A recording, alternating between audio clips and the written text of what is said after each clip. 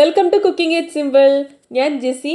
ഇന്ന് എത്തിയിട്ടുള്ളത് നമ്മുടെ വീട്ടിലുള്ള സാധനങ്ങൾ ഉപയോഗിച്ചിട്ട് ഇഡ്ഡലി തട്ടിൽ വളരെ എളുപ്പത്തിൽ ഉണ്ടാക്കിയെടുക്കാൻ പറ്റുന്ന ഒരു കപ്പ് കേക്ക് പോലത്തെ കേക്കിൻ്റെ റെസിപ്പിയാണ്. ഒരുപാട് ആൾക്കാർ ചോദിക്കുന്നതാണ് ഞങ്ങളെ കയ്യിൽ മെഷറിംഗ് കപ്സ് ഇല്ല, ഒന്നുമില്ല എന്നുള്ളത്. അപ്പോൾ അങ്ങനെയുള്ളവർക്ക് ഓവണും വേണ്ട, ബീറ്ററും വേണ്ട, മെഷറിംഗ് കപ്പ് ഒന്നും വേണ്ട, നല്ല സോഫ്റ്റായിട്ട് ചായക്കൊപ്പൊക്കെ കഴിക്കാൻ പറ്റുന്ന ഈസി ആയിട്ടുള്ള ഈ ഒരു കപ്പ് കേക്ക് പോലത്തെ കേക്ക് ചെയ്തെടുക്കാം. നമ്മൾ വെറും സ്പൂൺ ഉപയോഗിച്ചിട്ടാണ് ഇതിൻ്റെ അളവൊക്കെ ചെയ്യുന്നത്. വളരെ ഈസിയാണ്, നല്ല പഞ്ഞി പോലത്തെ കേക്കാണ്. അപ്പോൾ എല്ലാവരും ട്രൈ ചെയ്ത് നോക്കുക. വീഡിയോ ഇഷ്ടപ്പെടുകയാൽ സബ്സ്ക്രൈബ് ചെയ്യുക, അക്കാര്യം ആരും മറക്കരുത്. അപ്പോൾ ഞാൻ പറഞ്ഞില്ല, ഇതിന് നമ്മൾ പ്രത്യേകിച്ച് മെഷറിംഗ് കപ്പുകളോ ഒന്നും യൂസ് ചെയ്യുന്നില്ല. നമ്മളെല്ലാവരും വീട്ടിൽ ഇതുപോലത്തെ സ്പൂൺ ഉണ്ടാവും. ഒരു ചെറിയ സ്പൂണും ഒരു വലിയ സ്പൂണും. വലുത് ടേബിൾ സ്പൂണാണ്, ചെറുത് ടീസ്പൂണാണ്. അതുപോലെ തന്നെ നമുക്ക് വേണ്ടത് ഇഡ്ഡലി തട്ടാണ്. നമ്മൾ സാധാരണ ഇഡ്ഡലി ഉണ്ടാക്കുന്ന അതിലുള്ള ഒരു തട്ട് ഞാൻ എടുത്തിട്ടുണ്ട്. ഇതിപ്പോൾ 4 എണ്ണമാണ് ഉള്ളത്. ഇത് നമുക്ക് ജസ്റ്റ് ഒന്ന് ഓയിൽ തേച്ചിട്ട് റെഡിയാക്കിയിട്ട് വെക്കാം. ഓയിൽ എടുക്കുന്ന സമയത്ത് എപ്പോഴും എല്ലാവരും ചോദിക്കുന്ന ചോദ്യമാണ് വെളിച്ചെണ്ണയൊക്കെ പറ്റുമോ എന്നുള്ളത്.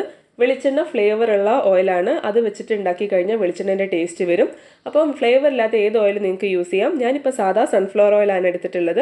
കുറച്ച് ഓയിലൊന്നും ഇതുപോലെ തടവിയിട്ട് ഇഡ്ഡലി തട്ട് മാറ്റി വയ്ക്കുക. കേക്ക് റെഡിയായി കഴിഞ്ഞാൽ എളുപ്പത്തിൽ എടുക്കാൻ വേണ്ടിയിട്ടാണ് നമ്മളിങ്ങനെ ഓയിൽ തടവുന്നത്. ഇനി മിക്സിയുടെ മീഡിയം ജാറിലേക്ക് ഞാൻ ഒരു വലിയ കോഴിമുട്ട പൊട്ടിച്ചിട്ട് ഒഴിക്കുന്നുണ്ട്. റൂം ടെമ്പറേച്ചറിലുള്ള മുട്ടയാണ് അത്രയും നല്ലത്. പിന്നെ ഞാൻ ടേബിൾ സ്പൂൺ എടുത്തിട്ടുണ്ട്, വലിയ സ്പൂൺ എടുത്തിട്ടുണ്ട്. വലിയ സ്പൂണിൽ 4 സ്പൂണ് പഞ്ചസാര ഞാൻ ഈ ഒരു മിക്സിയുടെ ജാറിലേക്ക് ഇട്ട് കൊടുക്കുകയാണ് ചെയ്യുന്നത്. ഒരുപാട് കുമിച്ചിട്ടൊന്നും എടുക്കണ്ട, സാധാരണ നമ്മൾ സ്പൂണിൽ അളന്നിട്ട് എടുക്കൂലേ, അതുപോലെ 4 ടേബിൾ സ്പൂൺ പഞ്ചസാര എടുത്തിട്ടുണ്ട്. 2 ടേബിൾ സ്പൂൺ ഓയിൽ ഒഴിച്ചു കൊടുക്കുന്നുണ്ട്. ഇതും സൺഫ്ലവർ ഓയിൽ തന്നെയാണ്. അതുപോലെ തന്നെ നമുക്കിതിലേക്ക് 2 ടേബിൾ സ്പൂൺ അളവിൽ പാൽ ഒഴിച്ചു കൊടുക്കാം. ഇതൊക്കെ ഇപ്പോൾ വലിയ സ്പൂണിലാണ് എടുത്തിട്ടുള്ളത്. ഇനി നമുക്കിതിലേക്ക് ഫ്ലേവറിന് വാനില എസൻസ് ഒഴിച്ചു കൊടുക്കാം. ഇത് ഞാൻ ചെറിയ സ്പൂണാണ് എടുത്തിട്ടുള്ളത്. ചെറിയ സ്പൂണിൽ ഒരു 1/4 ടീസ്പൂണൊക്കെ മതി. ഇനി നമുക്കിത് നന്നായിട്ടൊന്ന് അടിച്ചെടുക്കുക. എന്നിട്ട് ഒരു പാത്രത്തിലേക്ക് ഒഴിക്കുക. ഇനി നമുക്കിതിലേക്കുള്ള ഡ്രൈ ഇൻഗ്രീഡിയൻസ് ഇട്ട് കൊടുക്കാം. ഡ്രൈ ഇൻഗ്രീഡിയൻസ് എന്ന് പറഞ്ഞു കഴിഞ്ഞാൽ നമുക്ക് ചെറിയ സ്പൂണിൽ കുറച്ച് ബേക്കിംഗ് പൗഡർ ഇട്ട് കൊടുക്കാം. 1/2 ടീസ്പൂണ് മതി. അതായത് ചെറിയ സ്പൂണിൽ 1/2 ടീസ്പൂണ്. 2-3 നുള്ളു ഉപ്പ്. ഇതിട്ടിട്ട് ഇതൊന്ന് മിക്സാക്കി കൊടുക്കുക. ഈവണായിട്ട് എല്ലായിടത്തും ആവാൻ വേണ്ടിയിട്ടാണ്. അതിനുശേഷമാണ് നമ്മളിതിലേക്ക് മൈദ ഇട്ട് കൊടുക്കുന്നത്. ഈ ഒരു അളവിലേക്ക് നമുക്ക് 6 ടേബിൾ സ്പൂൺ മൈദയാണ് വേണ്ടത്. അതായത് വലിയ സ്പൂണിൽ 6 സ്പൂണ് മൈദയാണ് വേണ്ടത്. ആദ്യം ഞാൻ 4 ടേബിൾ സ്പൂൺ മൈദ ഇടുന്നുണ്ട്. എന്നിട്ട് അതൊന്ന് മിക്സ് ആക്കിയിട്ടാണ് ബാക്കിയുള്ള 2 ടേബിൾ സ്പൂൺ ഇടുന്നത്. അങ്ങനെ ഇട്ട് കഴിഞ്ഞാൽ നിങ്ങൾക്ക് എളുപ്പത്തിൽ ഇത് മിക്സ് ചെയ്യാനായിട്ട് പറ്റും. അതുപോലെ തന്നെ ഒരുപാട് സ്പീഡിൽ ഇത് വിപ്പ് ചെയ്തിട്ടൊന്നും മിക്സ് ചെയ്യരുത്. ഒരേ ഡയറക്ഷനിൽ മിക്സ് ചെയ്യുക. സ്ലോലി മിക്സ് ചെയ്യുക. ഈ സൈഡിലുള്ള പൊടികളൊക്കെ നന്നായിട്ട് ഇതിലേക്ക് മിക്സ് ആയിട്ടുണ്ടാവണം.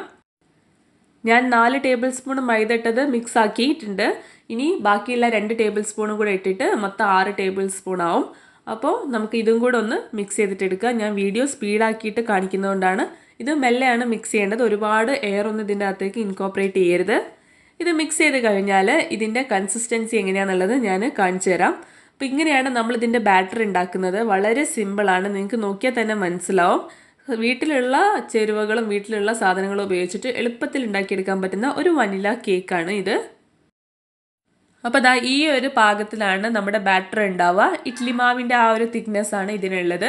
ഇനി നമുക്ക് ഈ മാവ് ഈക്വലായിട്ട് നമ്മൾ എണ്ണ തടവി വെച്ചിട്ടുള്ള ഇഡ്ഡലി തട്ടിലേക്ക് ഒഴിച്ചു കൊടുക്കാം.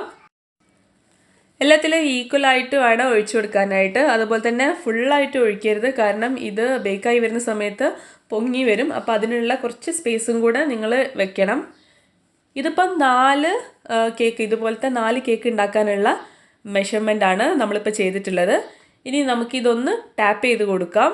എക്സസ് എന്തെങ്കിലും എയർ ബബിൾസ് ഉണ്ടെങ്കിൽ പോകാൻ വേണ്ടിയിട്ടാണ്. ചെറുതായിട്ട് ഇങ്ങനെ തട്ടി കൊടുക്കുക. ഇനി ഇതെങ്ങനെയാണ് ബേക്ക് ചെയ്യുന്നതെന്ന് ഞാൻ പറഞ്ഞുതരാം. ഞാൻ പറഞ്ഞല്ലോ, അപ്പോൾ ഓവൺ ഇല്ലാതാണ് നമ്മളിത് ബേക്ക് ചെയ്യാനായിട്ട് പോകുന്നത്. ഞാൻ നമ്മുടെ ഇഡ്ഡലി ചെമ്പ് അടുപ്പത്ത് വെച്ചിട്ടുണ്ട്. അതിലേക്ക് കുറച്ച് ഉപ്പ് ഇട്ട് കൊടുക്കുന്നുണ്ട്. ഇത് ഞാൻ മുന്നേ യൂസ് ചെയ്തിട്ടുള്ള ഉപ്പാണ്. അതിനുശേഷം ഇത് അടച്ച് വയ്ക്കുക. ഒന്ന് ചൂടാക്കിയിട്ട് എടുക്കുക. മീഡിയം ഫ്ലെയിമിൽ വെച്ചാൽ മതി. ഇപ്പോൾ അതായത് നന്നായിട്ട് ചൂടായിട്ടുണ്ട്. ഈ ഉപ്പിന് പകരം നിങ്ങൾക്ക് പൂഴി ഉപയോഗിക്കാം. പൂഴി നന്നായിട്ട് കഴുകി എടുത്തിട്ട് ഡ്രൈ ആക്കിയിട്ട് നിങ്ങൾക്ക് യൂസ് ചെയ്യാം. ചൂടായി കഴിഞ്ഞാൽ ഇതിലേക്ക് ഇഡ്ഡലി തട്ട് ഇറക്കി വെക്കുക. സാധാരണ നമ്മൾ ഇഡ്ഡലി ആക്കുന്ന പോലെ തന്നെ ഇത് അടച്ച് വെച്ചിട്ട് ലോ ഫ്ലെയിമിൽ വെക്കുക. എന്നിട്ട് ഒരു 10 മുതൽ 12 മിനിറ്റ് വരെ ഇത് ഒന്ന് വേവിച്ചിട്ടെടുക്കുക. അപ്പോൾ എല്ലാവർക്കും വരുന്ന സംശയമാണ് എന്തിനാണ് നമ്മൾ ഇതിൻ്റെ അകത്ത് ഉപ്പ് ഇടുന്നതെന്നുള്ളത്. ഇഡ്ഡലി ചെമ്പ് എന്ന് പറഞ്ഞാൽ നമ്മൾ സാധാരണ വെള്ളം വെച്ചിട്ട് സ്റ്റീം ചെയ്തിട്ട് കുക്ക് ചെയ്യാനുള്ള ഒരു പാത്രമാണ്. അപ്പോൾ അതിന് ഒരുപാട് കട്ടിയൊന്നും ഉണ്ടാവില്ല, അടി കട്ടിയില്ലാത്ത പാത്രമായിരിക്കും. അപ്പോൾ പാത്രം കാഞ്ഞു പോകാതിരിക്കാൻ വേണ്ടിയിട്ടാണ് നമ്മൾ ഈ ഉപ്പ് ഇടുന്നത്. ഈ ഉപ്പ് തന്നെ നിങ്ങൾക്ക് വീണ്ടും വീണ്ടും ബേക്ക് ചെയ്യാനായിട്ട് യൂസ് ചെയ്യാം. ഇപ്പോൾ അതാ ഒരു 10 മിനിറ്റ് ആയപ്പോൾ തന്നെ നല്ല അസലായിട്ട് നമ്മുടെ കേക്ക് ബേക്കായി വന്നിട്ടുണ്ട്, നന്നായിട്ട് പൊങ്ങി വന്നിട്ടുണ്ട്. ഒരു ടൂത്ത് പിക്ക് എടുത്ത് കുത്തി നോക്കിയിട്ട് ക്ലീൻ ആയിട്ട് വരികയാണെന്നുണ്ടെങ്കിൽ ഇത് ബേക്കായി എന്നാണ്. ഇത് പെട്ടെന്ന് തന്നെ നിങ്ങൾക്ക് കുക്കായി കിട്ടും. അപ്പോൾ വൈകുന്നേരം ചായക്കൊക്കെ വേണമെന്നുണ്ടെങ്കിൽ വളരെ പെട്ടെന്ന് ഉണ്ടാക്കിയെടുക്കാൻ പറ്റുന്ന ഒന്നാണിത്.